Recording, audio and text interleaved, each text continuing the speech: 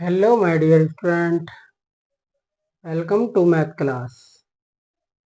Student, ये second set है, यानी कि दूसरा प्रैक्टिस सेट है अभ्यास 3 का, कि आपने क्या सीखा उसकी जांच करने के लिए। ठीक है जी। देखिए, 42 के सभी गुणनखंड लिखिए। 42 के सभी गुणनखंड यानी कि हम 42 को सभी से डिवाइड करेंगे। 1 और 47, 42 तो इसके होते ही हैं दो, और ये 42 है, इसके गुणनखंड निकालने हैं। 1 और 42 तो ही है, तो अगर ये 1 से डिवाइड हो जाए, इवन संख्या है, इनके सम है, तो 2 से भी डिवाइड हो जाएगी। और 4 और 2 को जोड़े तो 6 आएगा, 3 से भी हो जाएगी, इसलिए है। और जी ये 4 से तो होने की नहीं, तो क्योंकि 4 1 जा 4, 2 रिमाइंडर रह जाएगा। तो 2 और 3 से हो रही तो 6 से भी हो जाएगी, और 7 से भी हो जाएगी, और 7 के बाद स्टूडेंट ये 14 से होगी, और 14 के बाद 21 से, और फिर 42 से। ऐसा हमने आपको वो ओल फैक्टर निकालने वाली वो मेथड सिखा रखा कि भाई आधे निकाल लो और आधे अपना आप निकल जाएंगे, उसके माध्यम से भी आप इसे निकाल सकते हैं। ठीक है, तो यही वाला इसका आंसर सही है, ए वाला। ठीक है, आप देखेंगे और तो जा ही नहीं रहे। पहले हम 1 से डिवाइड करें, फिर 2 से, फिर 3 से, फिर 4 से। जिससे भी डिवाइड होता है उससे ही करते हैं, उसे ही लिख देते हैं। ठीक है,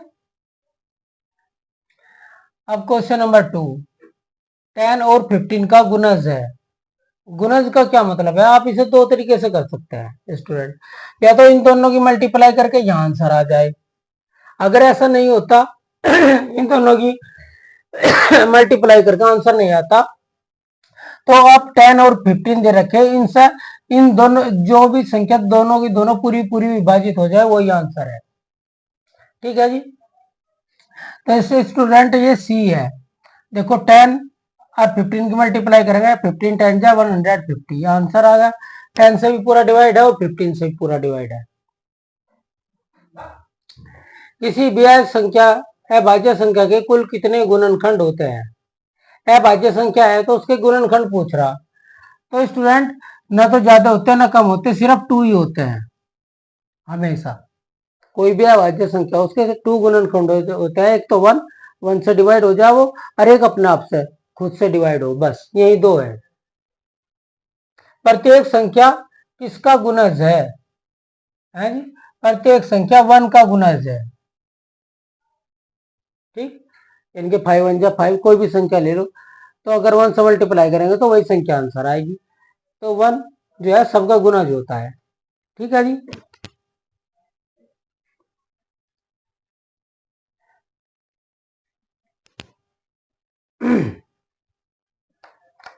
60 के अभाज्य गुणनखंड होंगे।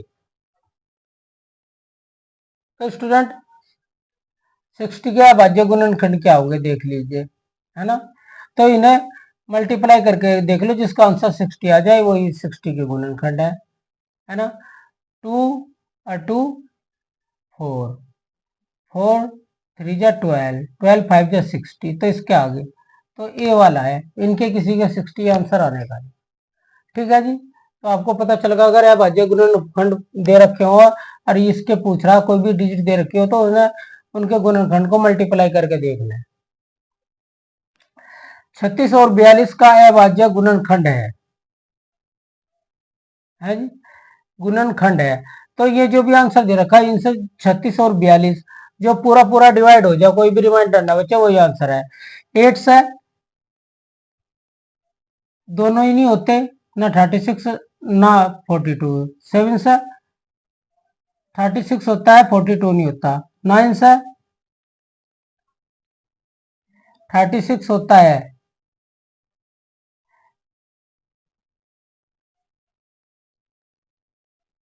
स्टूडेंट, ये यहाँ पे 35 था।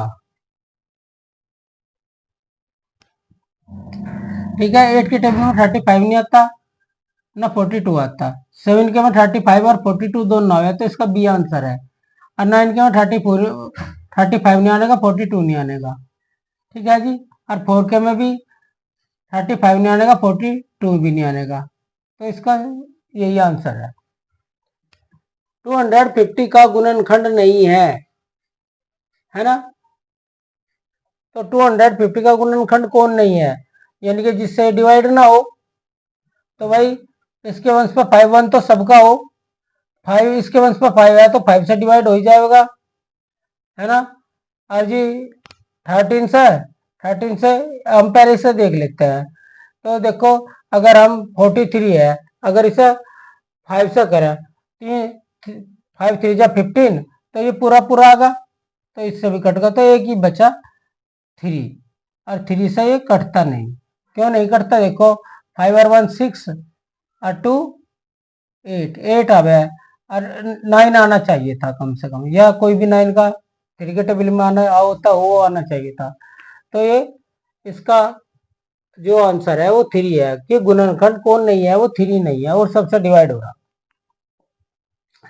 35 के अभाज्य गुणनखंड बताओ। अभाज्य गुणनखंड हम इस मेथड से निकाल लें। तो 5 ये 35 इवन नंबर नहीं है, 2 से नहीं कटेगा, 5 और 3 8 हो तो 3 से भी नहीं कटेगा, 4 के टेबल में 35 आता ही नहीं, और 5 के बाद जिसके वंश पर 5 0 हो 5 से डिवाइड हो जाए, 5 से काट दिया तो 7 टाइम कट गया, और 7 1 जा 7, तो 5 और 7 आ गया इसका आंसर, 5 और 7 ये रहा है जी। 12 का 5वां गुणज होगा, 12 5 जा 60, तो ये वाला हो जाएगा। ओके स्टूडेंट, अगर गुणज पूछ रहा जितने बार पूछ रहा उससे उससे मल्टीप्लाई कर तो आंसर आ जाएगा।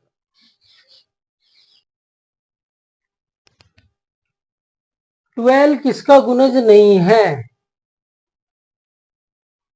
तो देखो भाई इसे डिवाइड करके देख लो किसका नहीं है। 12 से के टेबल में 47 नहीं आता, 108 आवे है, और 84 भी आवे, और 48 भी आवे, तो ये तीनों 12 के गुणज है। तो क्या नहीं है, 47 नहीं है ना। या डिवाइड कर लो या फिर मल्टीप्लाई करके देख लो। 2 3 और 6 के प्रथम दो उभयनिष्ठ गुणज बताओ। तो दो प्रथम पूछ रहा जी, तो देखो 2 से 3 और 6 तक कट जाने चाहिए, तो वही दो प्रथम गुणज होंगे। 2 से 6 डिवाइड हो जा, 3 से भी हो जा और 6 से भी हो जा, और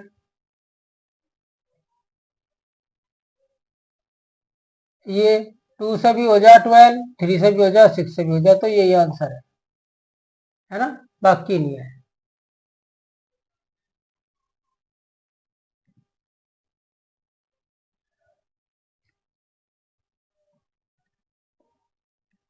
नौ का पांचवा गुणज लिखिए, 9 का पांचवा, 9 के अच्छा 9 का चौथा और पांचवा गुणज लिखिए। तो स्टूडेंट 9 4 जा 36 और 9 5 जा 45, तो ये वाला हो गया। ठीक है, 10 और 40 के बीच में कितने गुणज होते हैं। तो 5 का टेबल आप लिखना शुरू करो, 40 तक लिख दो, 5 के तो गुणज पूछे, 5 के गुणज पूछ रहा तो हमने लिख दिया। तो 10 और 40 के बीच के कह रहा था, 10 और 40 को छोड़ दो, अब काउंट कर लो, 1 2 3 4, 1 2 3 4, 4 होता है, तो ये वाला ऑप्शन सही है। ठीक है जी।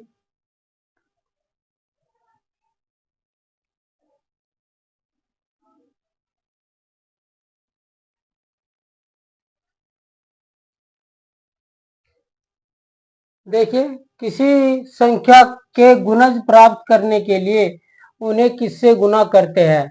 सम संख्याओं से करते हैं, विषम संख्याओं से करते हैं, प्राकृतिक संख्याओं से करते हैं, अभाज्य संख्याओं से करते हैं। तो गुणज प्राप्त करने के लिए हम उन्हें प्राकृतिक संख्याओं से करते हैं। ओके स्टूडेंट,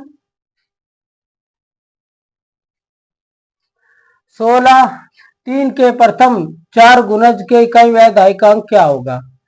तो हमने 3 के पहले 4 गुणज लिख लिए, 3 1 3 6 9 और 12, इन सबको ऐड कर दिया 30 आ गया।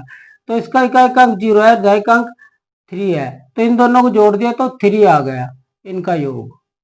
तो बी वाला ऑप्शन ठीक है जी।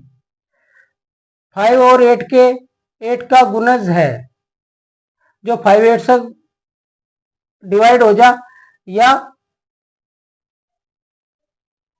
जी 5 8 की मल्टीप्लाई करके जो आंसर आया वही है। 5 8 जा 40, तो इस पर लगा दो, 5 से भी डिवाइड होगा, 8 से भी डिवाइड होगा। 2 3 4 का उभयनिष्ठ गुणज है, यानी कि जो 2 से भी कटता हो, 4 से भी कटता हो और 3 से भी, 2 3 4 का। तो स्टूडेंट 4 3 से नहीं कटता, खत्म होगा, 2 से कट जाएगा,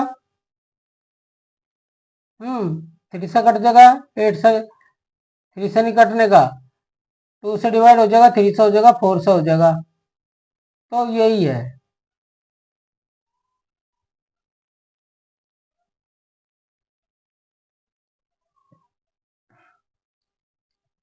स्टूडेंट हमने यहाँ लघु छोड़ दिया, यहाँ पर लघु था,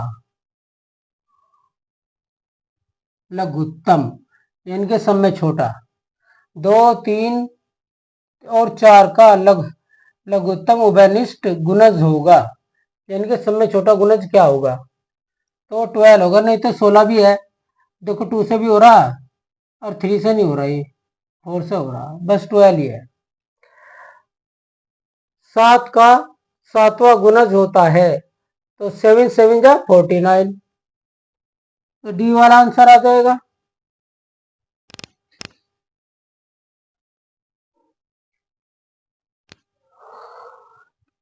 तो भाई 7 7 जा 49, तो ये आंसर आ गया। अब 20 प्रति एक संख्या का गुणनखंड होती है। स्वयं का प्रत्येक संख्या किसका गुणनखंड होती है, स्वयं का, 0 का, 2 का, कोई नहीं, इनमें से कोई आंसर नहीं। तो स्टूडेंट आंसर आ जाएगा ए, स्वयं का। प्रत्येक संख्या स्वयं का गुणनखंड होती है। ये अगर 1 ऑप्शन होता वो भी राइट था इसमें, लेकिन 1 ऑप्शन नहीं दिया हुआ, तो इसलिए स्वयं ही सही है। या स्वयं ने देकर 1 दिया होता तो वही 1 ही सही था। ठीक है जी, thank you for watching this video. Student अगर आपको वीडियो अच्छी लगती है तो आप इसे लाइक करें, शेयर करें। देखिए अगर आप इन वीडियो को अच्छी तरह देखते हैं, समझते हैं, तो 1 से क्लास 6 तक का सभी क्वेश्चन तक 90% आपसे आ जाते हैं, क्योंकि जवाहर नवोदय विद्यालय में फर्स्ट से लेके 6 तक के बहुत अधिक क्वेश्चन आते हैं। ठीक है जी, थैंक यू।